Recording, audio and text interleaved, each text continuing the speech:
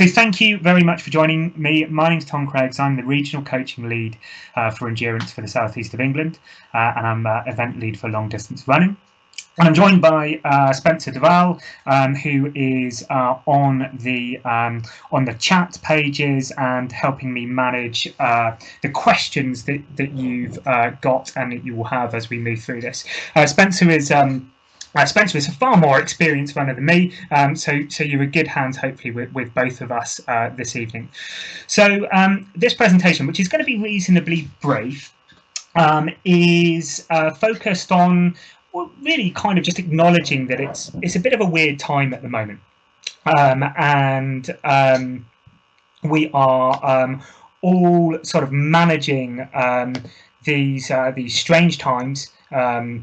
And needing to sort of navigate periods of uncertainty, races being cancelled, and not having necessarily access to train in the way that you would normally wish to.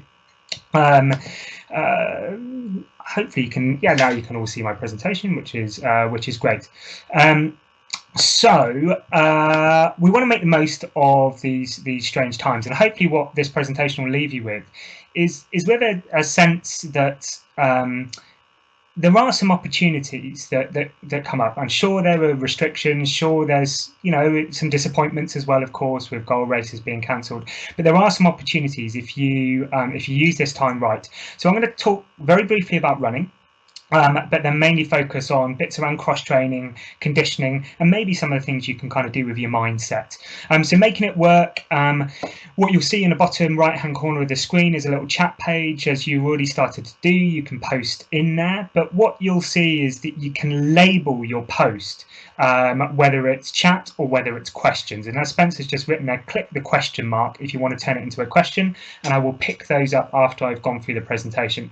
For those of you just joining me, apologies again for the text on the screen. It looks strange. We will make sure that you get a copy where it's in its full glory. So the running. What I'd say right now is obviously we are still allowed to run. Under government guidance, we're still able to get out and exercise. And I'm not here to tell you or to preach to you about the right way to do that. I think most of us are pretty aware of the government guidance, and you're not children and you don't want me to patronise you. We all have different running goals. We all come from different running backgrounds. But all I'd say is, as runners, we're a part of broader society, and we need to do things in a kind of a mindful way that is self-aware and that is kind of respectful of the uncertainty and the worry that is around at the moment, and be aware of the impact that our running has on other people. So I won't go into the nuts and bolts of it, because you don't need me to talk to you about social distancing. I think you probably understand that. But just be mindful with your running as you're out and about doing it, about the impact you have on other people. But for many of you, you would have come into this spring with some goal races lined up. Probably some of you will have had 5Ks, 10Ks, marathons, maybe even you were going to go longer and run over an ultra distance. And what will have happened was your training would have probably gone on a bit of an upward curve. And by the time you get to March, you'll be beginning to reach those peak weeks of training. And then, of course, your race gets postponed or it gets cancelled. And you're left sort of at a peak of fitness, or nearing a peak of fitness, but with nothing to do with it. And the danger now is that because you're fearful about losing that fitness that you've built up, that you try to extend that peak of fitness through to the next scheduled race that maybe you may have something lined up for July, but for some of you it might be September, it might be October.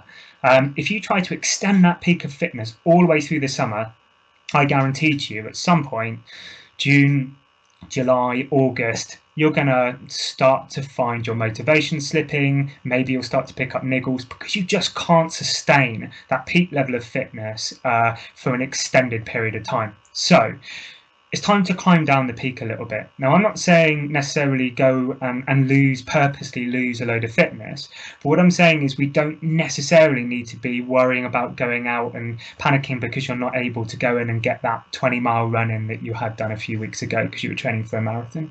It's wise, it's sensible in this period to back off a little bit.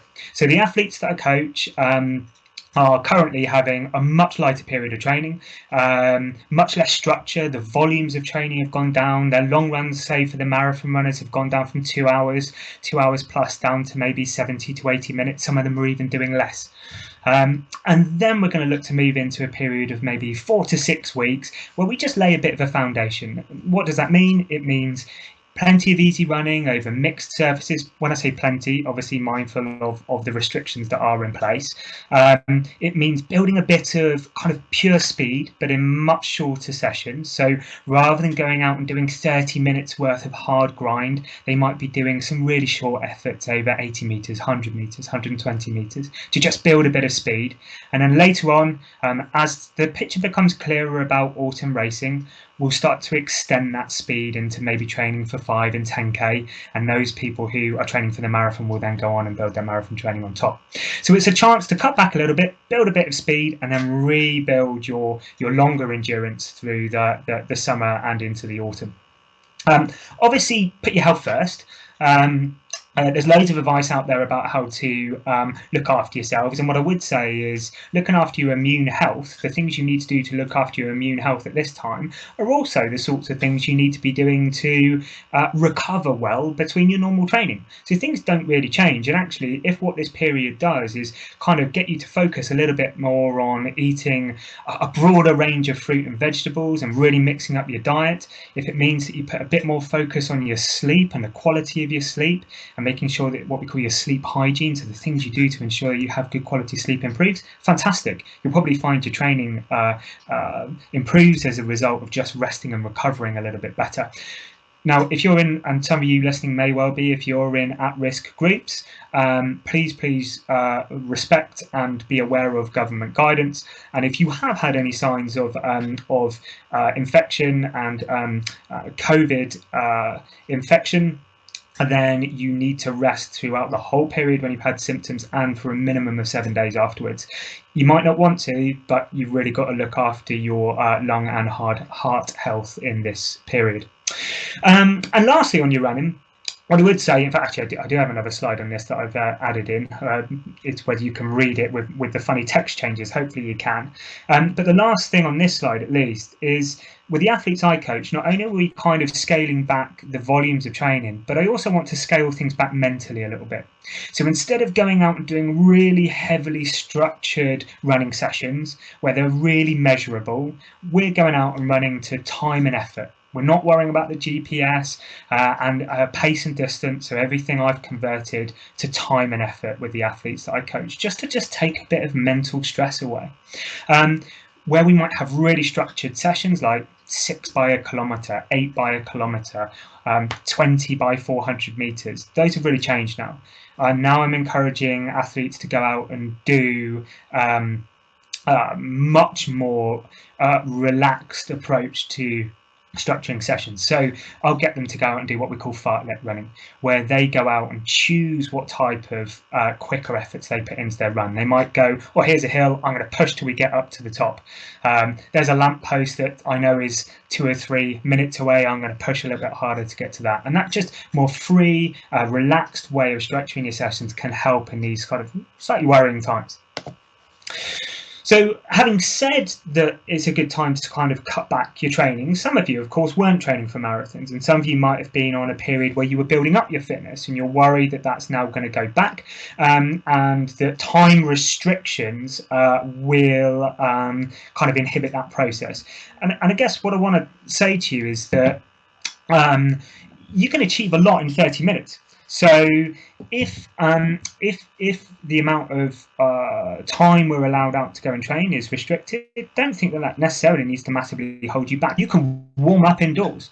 You might do 5 to 10 minutes of skipping exercises. You might do some body weight exercises like squats, like lunges, and then you do some running drills, which I'll mention a little bit later in this presentation. And all of these sessions I've listed below are all things you can do in 30 minutes. So you can get an awful lot of work done in 30 minutes. You can do 10 minutes easy, 10 steady, 10 running at your sort of 10k to 10 mile type pace. You can do a really hard interval session like 6 by 3 minutes at 5k effort with 90 seconds rest. You can do what we call a tempo run, where you do 5 minutes easy, 20 minutes at a sustained controlled discomfort, 5 minutes easy. You can do more like fartlek type sessions, 5 minutes, 4 minutes, 3 minutes, 2 minutes, 1 minute, trying to get faster. All of these things can be done in 30 minutes. And whilst respecting what I've just said about looking after your immune health, managing your energy systems, and ensuring that you do have a lighter period of training, if you're looking to go and get quality sessions in, don't think that time necessarily needs to be a limiting factor. Once you've done those sessions, you can come in and you can warm down inside or cool down inside and then do your stretching. So a lot can be done in a short space of time. But with the main focus of this kind of chat is what you can do indoors. Now, look, some of you are going to be lucky, and this is one of those slides where the text looks particularly strange, but some of you are going to be lucky enough to have options to cross-train inside. Cross-training means any form of kind of aerobic cardiovascular exercise that isn't running. So you might be on an elliptical trainer, you might be lucky enough to have a rowing machine or what we call a turbo trainer or a bike at home to train in. And what I say to you is cross-training, or XT as I put it there, it works. It really does work. So a few years ago, I had a lad who that I was coaching who couldn't run for various reasons, couldn't run more than a couple of times a week. But he did do a lot of cross-training, and 80% of his training was non-running. So it was on the elliptical, it was on the bike, and he ran 2:25 for the marathon running twice a week. So you can get really, really fit doing this stuff. You'll see loads of formulas out there, like in order to get the same benefit for a 30-minute run, you need to do a 60-minute bike. Ignore that. You are an individual person. You're not a formula. And if you're not used to doing cross training, so if you're not used to spending time on the bike or an elliptical, it will take you time to adapt. And what I'd say is, as a starting point, you're probably pretty wise to replicate what you would do in your general running in terms of time, and replicate that if you're doing a little bit more cross training because you're trying to spend more time indoors, rather than trying to sort of boost things up massively just because the form of exercise has changed. Because your muscles will take time to adapt, and anybody knows if you've been running, your fitness doesn't automatically convert to jumping on a bike. It takes a bit of time for your muscles to adapt. Train to rates of perceived exertion, so imagine yourself on a scale of 0 to 10. And make sure you do still get some variety in there, because what can happen sometimes when we start to do cross training is, because let's be honest, it's not the most thrilling sometimes, we can end up turning every single session into a hard session or adding intervals in just because we get a little bit bored. It's still really important, if you're mixing in cross training because you've got the option at home, to do some genuinely easy recovery sessions in and around those harder sessions that you might do. Now here's the big one, and this one you probably expect me to say, and this is definitely one of those slides you will benefit from having the presentation re-uploaded, because the text is a little bit odd. But as you would expect me to say, because anybody who's got an Instagram account or a Facebook account has probably been bombarded by personal trainers like myself. Actually, I haven't gone and done loads of home exercise videos, but you would have been bombarded by them anyway. At-home challenges, families all training together. So you'd expected me to say that one of the things that we can do is those areas that we kind of know we neglect. And that is absolutely the case with your strength and conditioning. Runners do tend to neglect it. Now, I'm not saying everybody does. Of course, some of you will be spot on with it, and that's great for you. And you need to find ways to continue to do that at home whilst not having access to a gym. But the rest of us, if you can imagine all of your running training, this is probably a bit of a crude analogy, but I think it's kind of useful to get your head around it. Imagine all the running training you're doing, all of the cross training you're doing is building a bigger engine.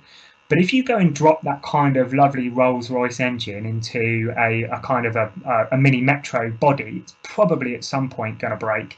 And anybody who stands at mile 21, 22 of the London Marathon, as I frequently do, You'll see how people go from sort of modern man to caveman as they move, or woman as they move through the race, and that is often down to kind of muscular endurance.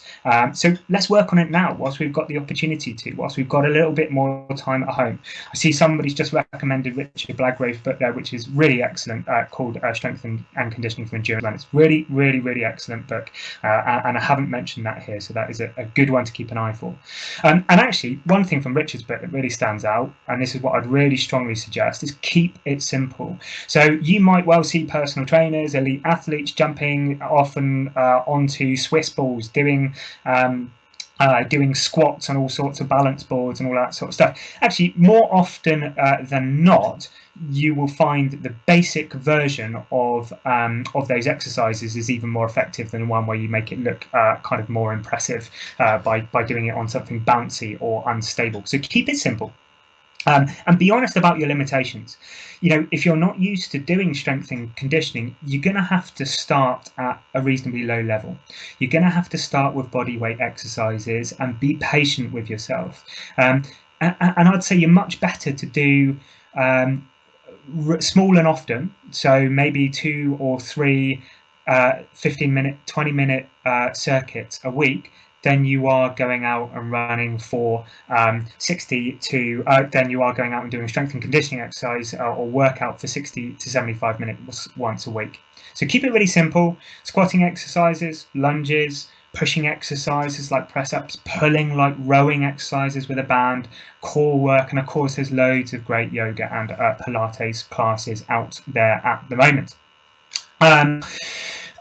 Single leg exercises. Running, of course, is an activity where you load your body one leg at a time. So single leg squats, single leg bridging, arabesques, or single leg deadlifts, as people call them. Really great exercises. If you want to work in and understand how to do these exercises in detail, I have got a Q&A next week with Paul Hoborough, who's a fantastic physio, and we will go through some of those exercises in more depth.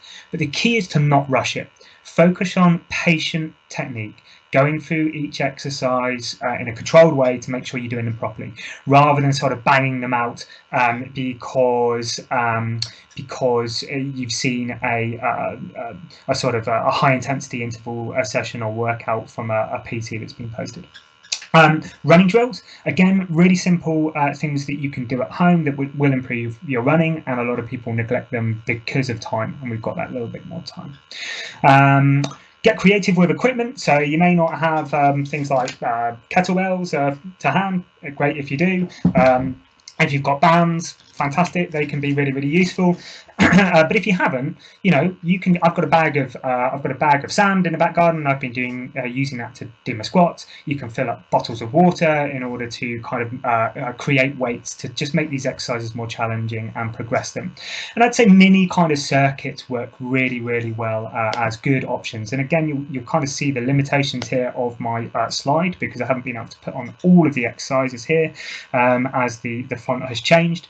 But this is hopefully giving you an idea. 40 seconds of work, 20 seconds of rest, and you might mix a cardio exercise with a full body strength exercise, an upper body exercise, and some of the exercises below that have been cut off, lower body and core exercises. You might progress it to 50 seconds of work with 10 seconds of rest. And I will make sure we get this slide re-uploaded. But it's just an example. Get creative. Mix up the exercises in different ways, but keep the exercises simple. And you may hear my daughter screaming in the background, and she's very good at stealing my exercise bands, as you can see from the picture.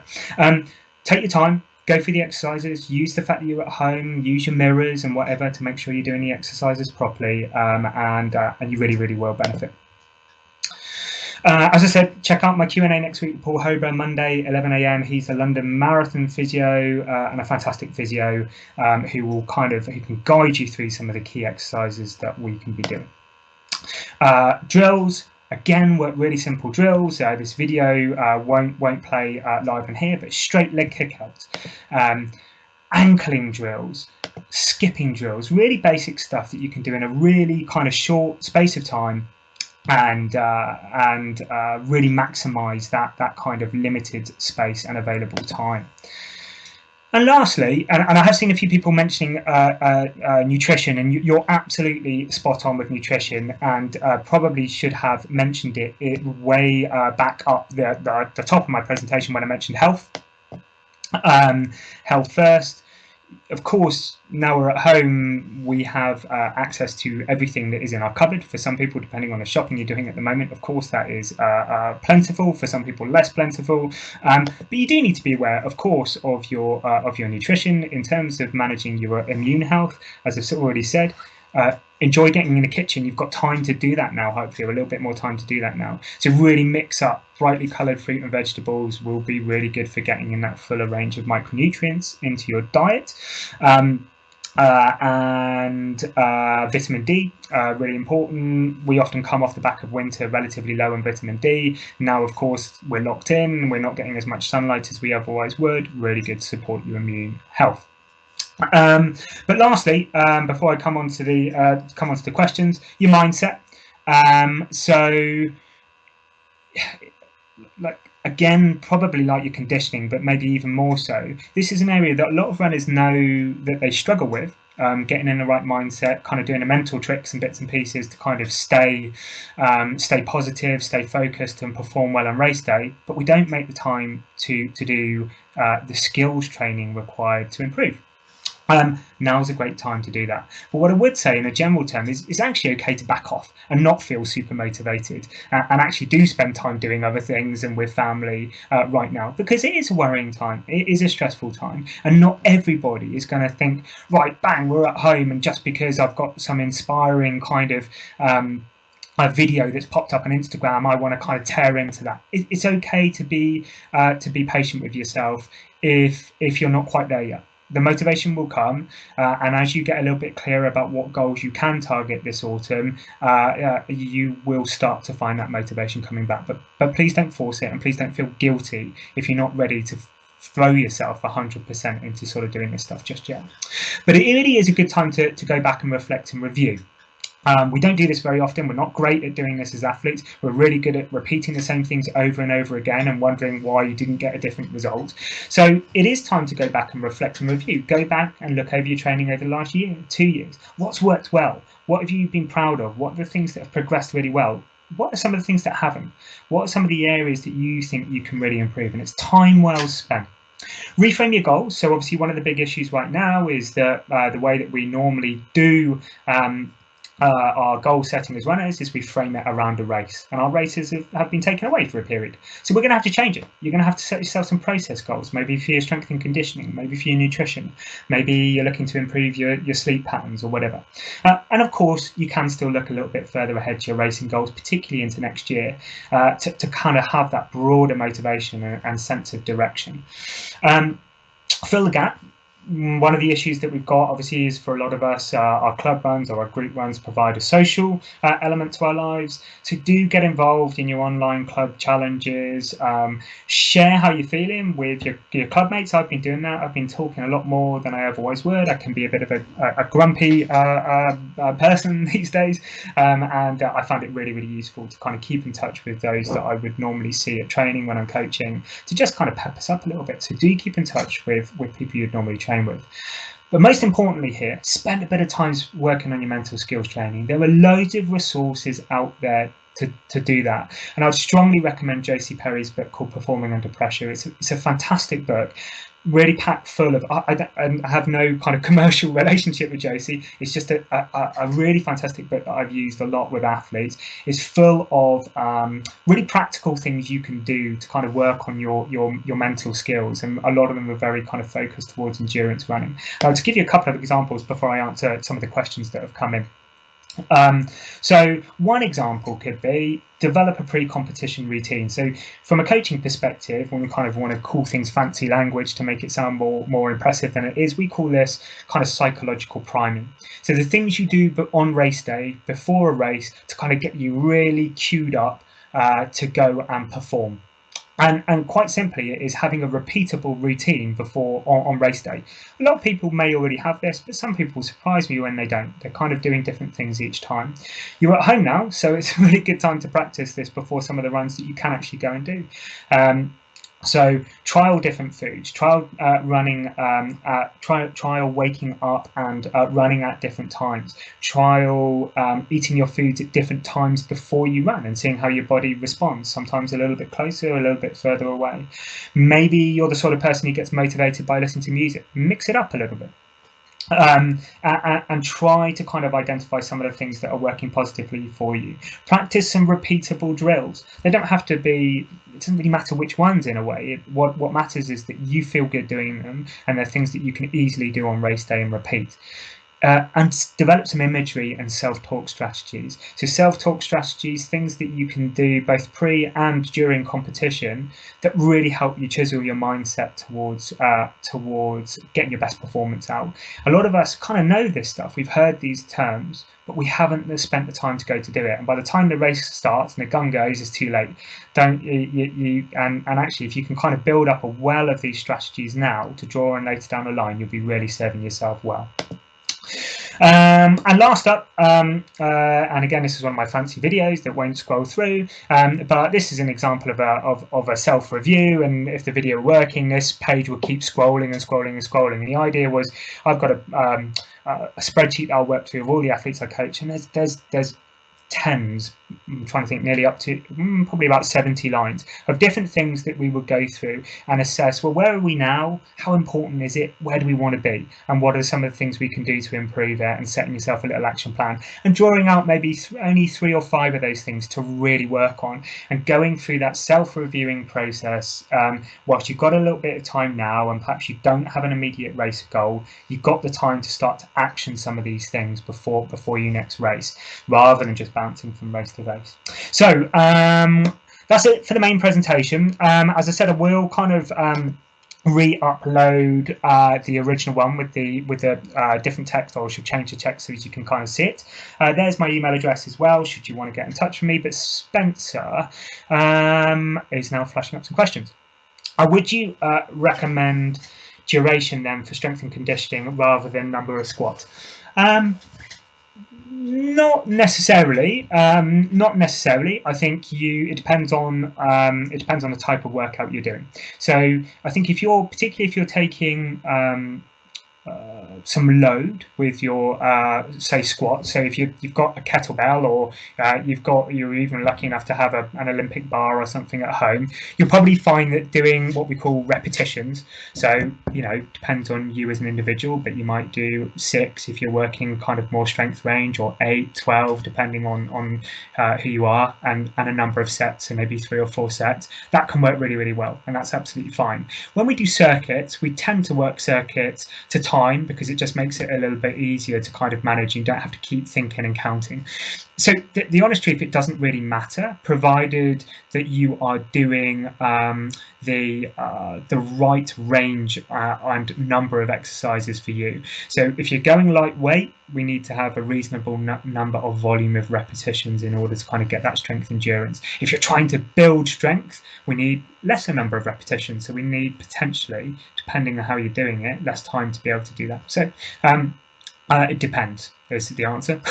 But there isn't a right or wrong. You can do it to time. You can do it to number of repetitions. Spencer, he's put another one up for me. When coming back from injury, what would you say should be the priority when getting back to training? Really good question. Different athletes will have different approaches to this. So I'm going to do one of those annoying answers, which again is it depends on the individual. But I'd say as a general rule, I start from the default of I tend to build the frequency back first. So if you think of, we've got different variables we can control as runners. So we can control how often we run, we can control the volume of each individual run, and we can control how hard that run is. I tend to build back the frequency first. So I tend to keep runs relatively short and certainly quite easy, and I want to build back a pattern of training. So I'd rather a runner go and do, I don't know, 4 or 5 30-minute runs a week than say 2 60-minute runs, or it depends on the athlete. If I've got an athlete running 100 miles a week, it's the scaled up version of that, but I'll try and build back the frequency first. then we'll start to build a little bit of volume back in there, and then we'll gradually start to drip feed the intensity. So I'd say frequency first, provided you're making sure you're getting enough recovery in between each run. Clearly the priority, if you're injured currently, is to do your rehab work, and it depends on what injury you've got, and that you're very, very patient. And patient return to running might be, you might even start with something like 10 by 30 seconds jogging with a minute walk in between each. It depends on the type of injury you've had. But building back slowly, build the frequency, gently extend the volume, and then we'll be good to start to build a little bit more intensity in there. You can bridge back into doing intensity without going and doing an interval session. You can do strides, you can do some of the running drills we've already mentioned, and that's a good way to just start to callous your body back to higher intensity training again. Spencer, always going to have more, run out of time. Okay, look, thank you very much for your time. I really appreciate it. And I hope you will join me next week with Paul Hober, because he's a fantastic physio, and he will answer more in-depth questions on rehab. And if you've got any direct questions, you'll see my email there. Please do email me, and I will endeavour to get a better quality version of the text on here up and running for you. And thank you very much for bearing with me. Very brief kind of run through, so we could talk about it all night long and go into loads more depth, but I hope you found that useful so far. Thank you as well, Spencer, for all of your help.